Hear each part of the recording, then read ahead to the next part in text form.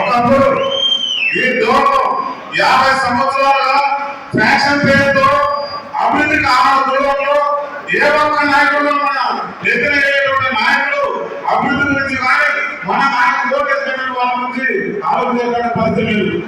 మనకు ఇటువంటి నాయకులు దొరకడం నిజంగా మన పూర్వజన్మ సుకృతం కేవలం పొరపాటు వల్ల మరి మన నాయకులు ఏదో విషయంలో జరిగినప్పుడు పాపం తప్ప ఎప్పటికీ ఆనాటికి ఇలాంటి ఏ కూడా దూరం బాగుపడడం వల్ల దూరం బాగుపడాలంటే కూడా అది ఒక తొమ్మిది కుటుంబం నుంచే తప్ప కాబట్టి అటువంటి నాయకులు ఈ కార్యక్రమం చేసి మాట్లాడతాం.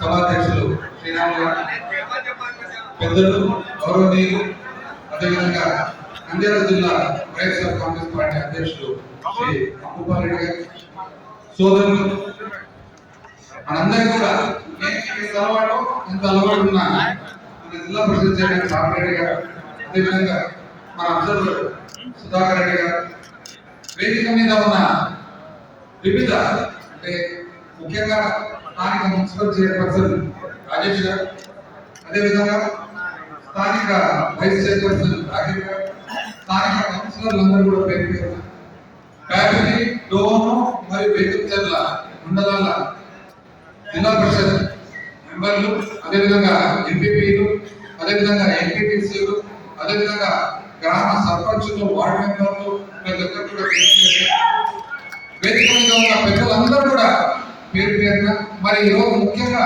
ఈ సభకు వచ్చినటువంటి వైఎస్ఆర్ కాంగ్రెస్ పార్టీ మన నియోజకవర్గ నాయకులు, కార్యకర్తలు, మరి ముఖ్యంగా ఈ మధ్య కాలంలోనే ఏర్పాటైనటువంటి కమిటీ సభ్యులు, పాత్రికేయులు అందరికీ కూడా నా హృదయపూర్వక నమస్కారాలు తెలియజేస్తాను. ఈ మధ్యలోనే కలెక్టర్ కాన్ఫరెన్స్ పెట్టినాడు ఎవరు చంద్రబాబు నాయుడు పెట్టి ఏమని చెప్పాడు తెలుసిన ముద్దుగా ఏం చెప్పాడు తెలుసిన సూపర్ 6 చేసేస్తున్నాం కదా అన్నాడు. చేసినాడు. కలెక్టర్ మొత్తం నోరు తెలుసుకొని చూస్తున్నాడు.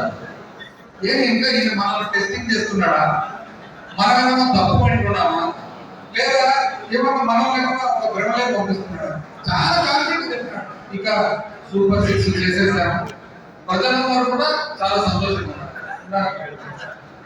ఒక సిరికరా ఎన్ని ఇచ్చినాయి అర్థ సిలిండర్ ఎంతమ్మా ఆడుకుంటున్నారు, ఎన్ని వచ్చినాయి సిలిండర్ ఇంకొకటే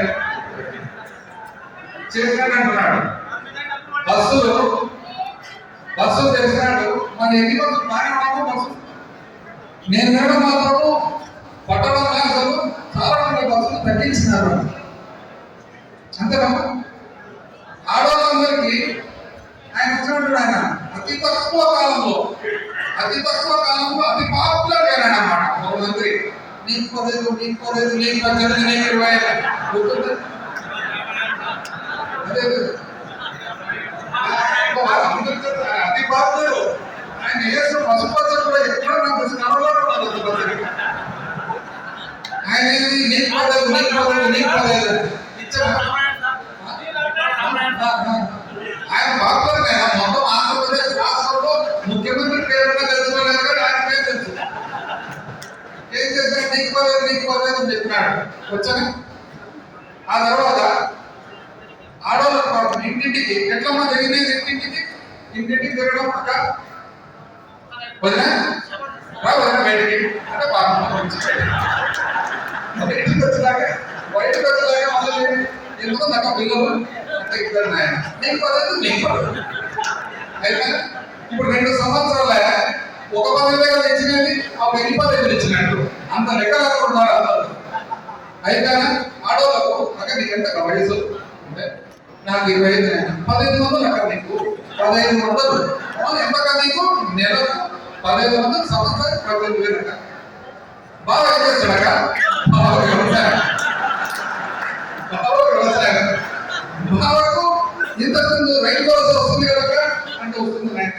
మళ్ళా 20,000 అదనం కదా పెన్షన్ వస్తుందా అంటే నాకు తెలియదు ఆయన.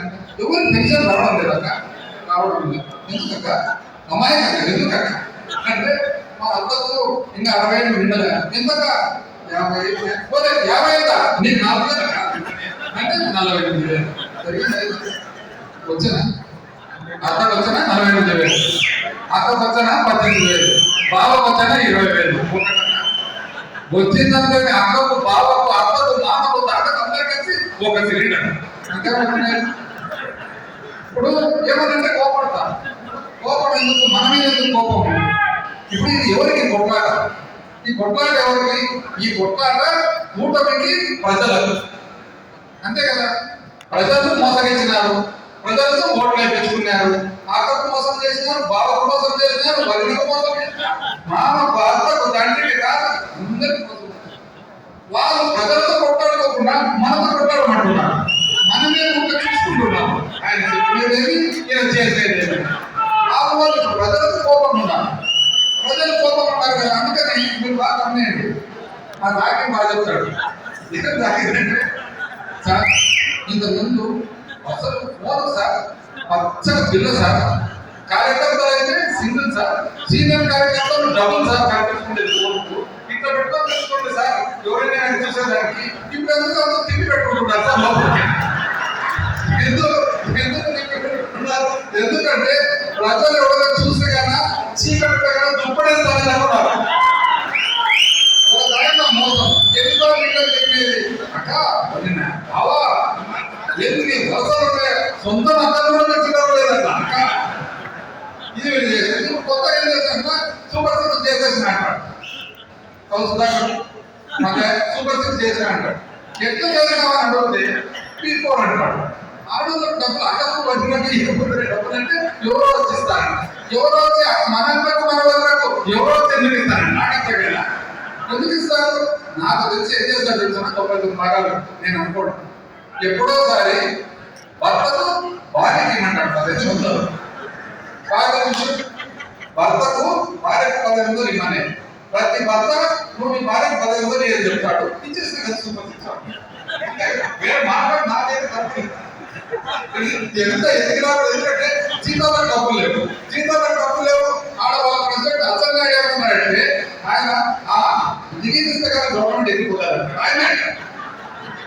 ఒక పక్క ముఖ్యమంత్రి ఏమో చేసేసింది అంటాడు, వాళ్ళ పెద్ద మంత్రి ఏమో అసలు ఎదిగిపోతుంది గవర్నమెంట్ అంటాడు.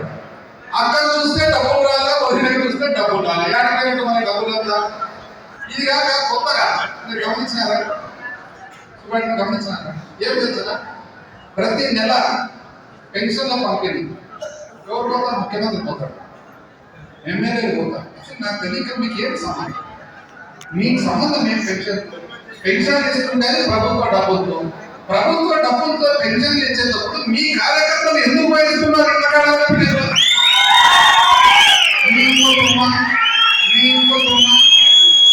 కాదు కదా, మీరేమన్నా సంపాదించి పెట్టినారా? కాదు కదా. ప్రభుత్వ సొమ్ము ప్రభుత్వ విధానం ఇస్తున్నారు అంటే రేపు పొద్దున ప్రభుత్వ ఉద్యోగంలో కూడా వెళ్ళిపోతారు అయ్యానికి జీతాలు. ఇది తప్ప వేరే ఎక్కడైనా కానీ ఏ పథకాలు ఒక పని జరుగుతుంది అని చెప్పి ఇక్కడ మన కొత్త ఇది మంచి ప్రభుత్వం మనమే సర్టిఫికేట్ అంటే మనమే కూడదు. ఏమని నేను మంచి వాడిని, ఈరోజు భోజనం పెట్టినా నాకు మంచి భోజనము, ఇది మనకే సర్టిఫికేట్ ఎవరు ఇచ్చుకుంటారు. ఏమన్నా అర్థం ఉంది అని చెప్పి మాట్లాడదానికి ఏది ఎందుకు మంచి ప్రభుత్వం? వ్యవసాయదారులు ఉన్నారు, రైతులు ఉన్నారు, యూరియా దొరుకుతుందమ్మా, యూరియా దొరకని ఎవరికైనా, ఎందుకంటే ఇది మంచి ప్రభుత్వం కాబట్టి, అంతే కదా. డిఏపీ దొరుకుతుందమ్మా, దొరకదా, ఎందుకంటే ఇది మంచి ప్రభుత్వం కాబట్టి, అంతేనా. ఈరోజు మొక్కజొన్న 2,400 మద్దతు ధర ఉంటే 1600 రోడ్ల మీద వస్తువులు అమ్ముతున్నారు. ఇది మంచి ప్రభుత్వం. అరటిపండ్లు మొత్తం ఎంచిపోయి దెంకలాగా అల్లాడుతుంటుంది మన యాత్ర చేసే వరకు, అవునా? ఇది మంచి ప్రభుత్వం. ఉల్లిగడ్డ దెంకలాక వదిలిపెట్టేసినారు, అంతేనా. ఇది మంచి ప్రభుత్వం. ఇది దీనికి మంచి ప్రభుత్వం.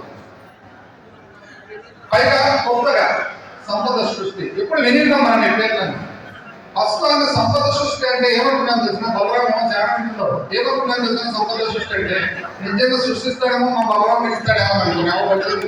ఏం లేదు. సంపద ఎక్కడ సృష్టించాలని ఇప్పుడు అర్థమవుతుంది. ఇసుక చూసినారా, కొడుతున్నారా ఇసుకలో, అది సంపద సృష్టి. బెల్ట్ షాపులు చూసినారా, ఎన్ని ఉంటాయి, ఎన్ని కోరుకుంటాయి. ఎవరో చెప్తే ఊరి మీద చెప్తే బాగుండదు. నువ్వు మా వయసు తెలియదు కదా, నువ్వు కూడా బెల్ట్ షాప్ పెట్టుకున్నావు అంటే ఏమన్నా 7,000 పెట్టేస్తున్నారు కదా, 7,000 పెట్టేస్తున్నారలా ఏం బాగుంది కదా.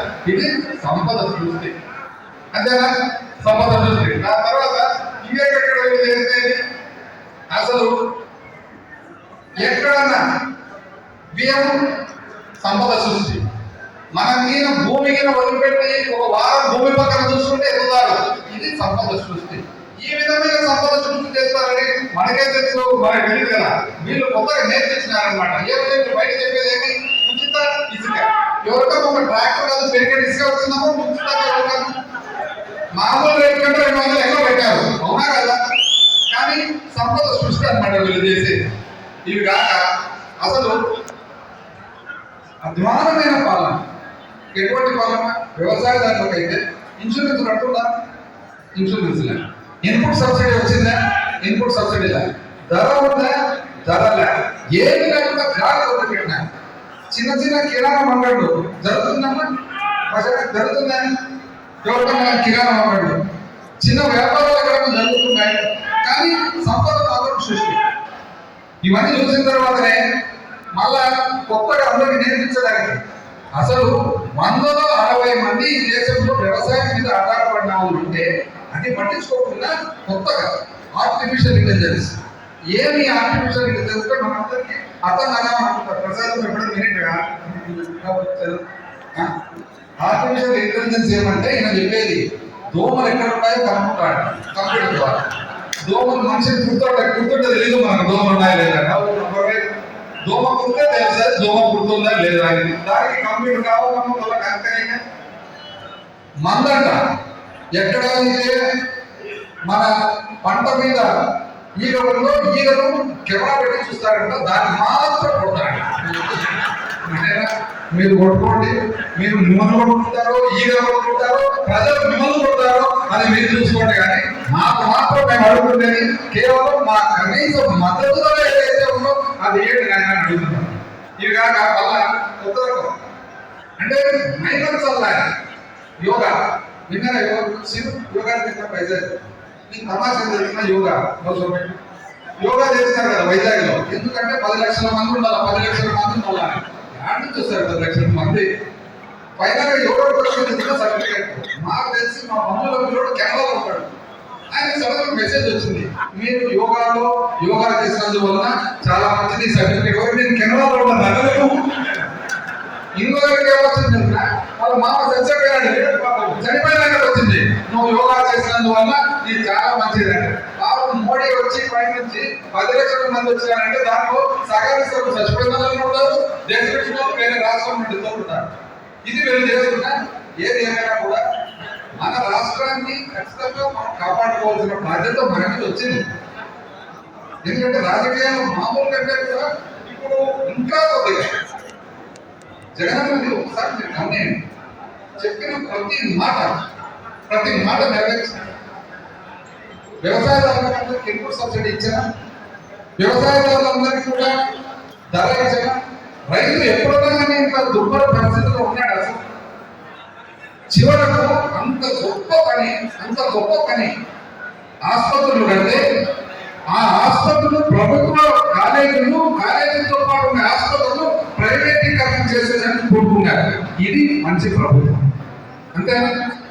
అందుకనే మిగతా నాయకులకు జగన్కు తేడా ఉంది. మీరే ఏ నాయకుడైనా కానీ భారతదేశంలో లేదా ఇతర దేశాల్లో ఇది తప్పు, ఇది పేదవాళ్ళకు సంబంధించినది మీరు ప్రైవేటీకరణ చేస్తే కనుక పేదవాళ్ళకు అన్యాయం జరుగుతుంది. కాబట్టి నేను తిరిగి వచ్చిన తర్వాత దీనికి మరి ప్రభుత్వం తీసుకుంటామని అంటారు. అంతేనా?